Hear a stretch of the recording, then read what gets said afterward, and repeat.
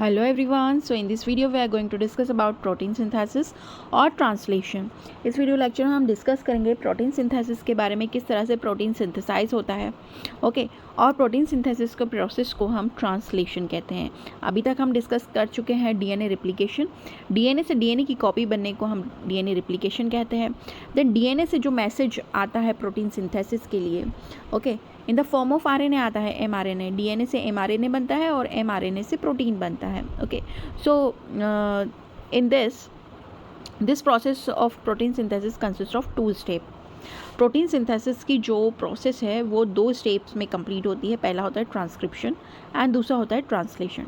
Transcription क्या process है? Transcription में हम डीएनए से एक आरएनए का मॉलिक्यूल बनाते हैं, मैसेंजर आरएनए का मॉलिक्यूल बनाते हैं, जिसके लिए हमारे पास जिसमें हम इंफॉर्मेशन लेते हैं डीएनए से कि हमें जो प्रोटीन बनाना है उसमें अमीनो एसिड का क्या सीक्वेंस रखना है।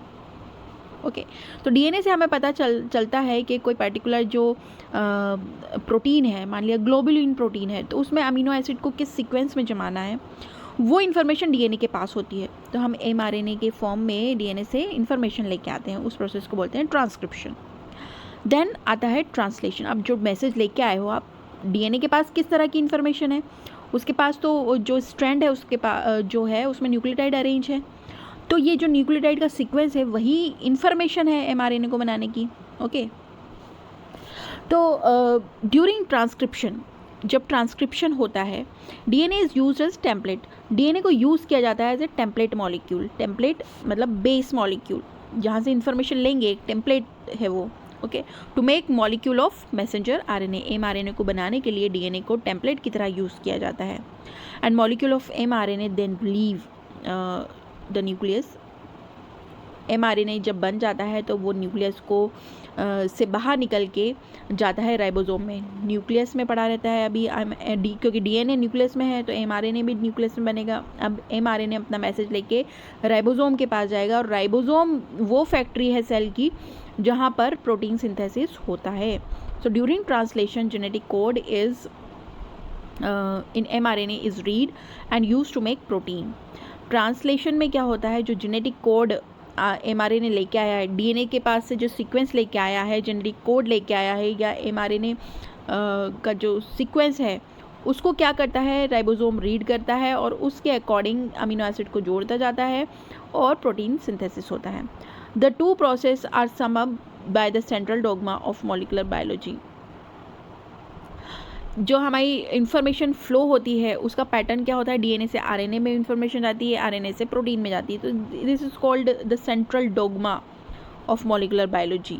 ओके सो ट्रांसक्रिप्शन, अभी हमने देखा कि जो हमारा प्रोटीन सिंथेसिस है वो 2 स्टेप से मिलकर बना है, ट्रांसक्रिप्शन एंड ट्रांसलेशन। और ट्रांसक्रिप्शन जो है वो पहला पार्ट है सेंट्रल डोगमा का, क्योंकि इन्फॉर्मेशन डीएनए के पास है और डीएनए से फर्स्ट इन्फॉर्मेशन जो लेके आया है वो कौन सी प्रोसेस है, ट्रांसक्रिप्शन के थ्रू एमआरएनए लेके आता है। तो first part of central dogma कौन है? ट्रांसक्रिप्शन है। It is the transfer of genetic information from DNA to RNA. DNA से आरएनए के पास इन्फॉर्मेशन जाती है। ओके सो डीएनए से एमआरएनए का फॉर्मेशन इज ट्रांसक्रिप्शन। दूसरी स्टेज आती है ट्रांसलेशन। प्रोटीन सिंथेसिस की सेकेंड स्टेप है ट्रांसलेशन। अब translation is the second part of central dogma. Central dogma का सेकेंड पार्ट है ऑफ मॉलिक्यूलर बायोलॉजी। यहाँ पे आरएनए से प्रोटीन बनता है। ट्रांसक्रिप्शन में क्या होता है, डीएनए से आरएनए बनता है, और ट्रांसलेशन में क्या होता है, आरएनए से प्रोटीन बनता है। It is a process in which genetic code in mRNA is read to make protein. ये वो प्रोसेस है जहाँ पर जो डीएनए से एमआरएनए जो सीक्वेंस लेके आया है ना, जेनेटिक कोड की इन्फॉर्मेशन लेके आया है, उसको रीड किया जाता है और प्रोटीन को बनाया जाता है। After mRNA leave the nucleus. Nucleus जैसे ही एमआरएनए लीव करेगा, it move to the ribosome. RNA कहाँ पे जाएगा? राइबोसोम के पास जाएगा, क्योंकि राइबोसोम फैक्ट्री है किसकी? प्रोटीन बनाने की फैक्ट्री होती है राइबोसोम। ओके प्रोटीन सिंथेसिस करवाने के लिए हेल्पफुल होता है राइबोसोम। तो एमआरएनए इन्फॉर्मेशन लेके जाएगा कहाँ पर? राइबोसोम के पास। And which consist of RNA and protein. Ribosome किससे मिलके बना हुआ है? आरआरएनए। मैसेज लेके कौन आया है? MRNA, messenger RNA. RRNA, ribosomal RNA और प्रोटीन। ओके सो आरएनए और प्रोटीन को मिलाकर जो मॉलिक्यूल बनता है उसको हम राइबोसोम कहते हैं। And ribosome read the sequence of codon in mRNA. Okay, information कहाँ से आई? डीएनए से आई। किस फॉर्म में आई? एमआरएनए के फॉर्म में आई। अब एमआरएनए न्यूक्लियस को छोड़ देगा और राइबोसोम के पास जाएगा। राइबोसोम के पास जाकर सीक्वेंस को रीड किया जाएगा और मॉलिक्यूल ऑफ टीआरएनए जो ट्रांसफ़र आरएनए है वो जैसे ही राइबोसोम क्या करेंगे, इस डायग्राम में देखिए आप एमआरएनए का मॉलिक्यूल लेके आए हैं।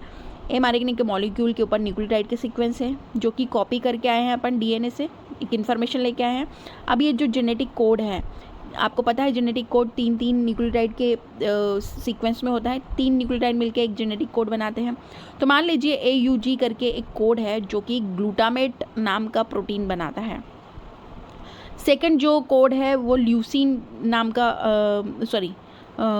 AUG जो है वो जो ग्लूटामेट है वो अमीनो एसिड है। ग्लूटामेट क्या है? अमीनो एसिड है। तो अमीनो एसिड के लिए कोड करता है, ग्लूटामेट अमीनो एसिड के लिए कोड करता है AUG, और AAG जो है वो ल्यूसीन अमीनो एसिड के लिए कोड करता है। ओके, डीएनए के ऊपर ये सीक्वेंस है। तो ये 2 टाइप के इस अमीनो एसिड के लिए कोड कर रहे हैं। ओके, अब ये सीक्वेंस को आप डाल दो राइबोसोम के अंदर।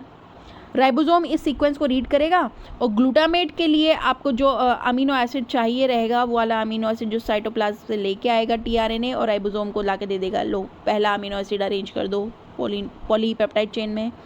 दूसरा फिर ट्रांसफ़र आरएनए आएगा और ल्यूसीन को अमीनो एसिड बनाने के लिए या फिर अमीनो एसिड को लेके आएगा, ल्यूसीन नाम के अमीनो एसिड को साइटोप्लाज्म से लेके आएगा और पॉलीपेप्टाइड चेन में लाकर जोड़ देगा। ओके, सो इस तरह से पॉलीपेप्टाइड चेन बनती रहती है और प्रोटीन का फॉर्मेशन होता है। जैसे डीएनए रिप्लिकेशन 3 स्टेप में कंप्लीट हुई थी, इनिशिएशन, एलोंगेशन, टर्मिनेशन, वैसे ही प्रोटीन सिंथेसिस भी 3 स्टेप्स में कंप्लीट होगी, इनिशिएशन, एलोंगेशन एंड टर्मिनेशन।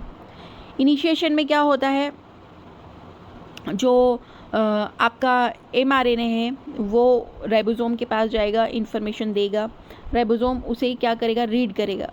फिर सेकेंड स्टेप में क्या होगा? जैसे ही रीड करेगा इन्फॉर्मेशन को, उसके अकॉर्डिंग अमीनो एसिड की चेन लंबी होती जाएगी। और जैसे ही एमआरएनए की जो स्ट्रेन है उस पर स्टॉप कोडॉन आ जाएगा, वैसे ही प्रोटीन की सिंथेसिस स्टॉप हो जाएगी। So translation occur in cytoplasm of the cell. Translation जो है वो सेल के साइटोप्लाज्म में होता है। It always begin with mRNA codon AUG।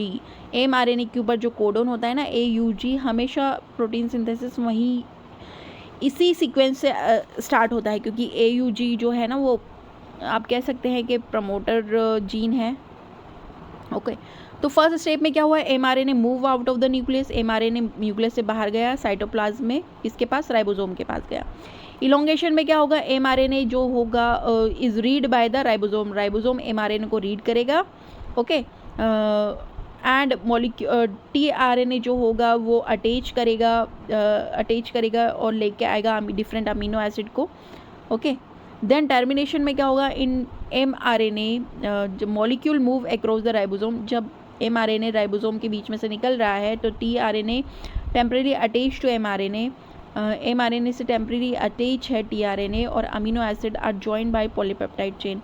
जैसे जैसे इन्फॉर्मेशन मिलती जाएगी टीआरएनए अमीनो एसिड को साइटोप्लाज्म से उठा के राइबोसोम को दे देगा और amino acid are joined by, amino acids को ज्वाइन किया जाएगा पॉलीपेप्टाइड बॉन्ड के थ्रू। और जैसे ही स्टॉप कोडॉन रीच हो जाएगा एमआरएनए के ऊपर, टर्मिनेटर फैक्टर आएगा और प्रोटीन सिंथेसिस को टर्मिनेट कर देगा।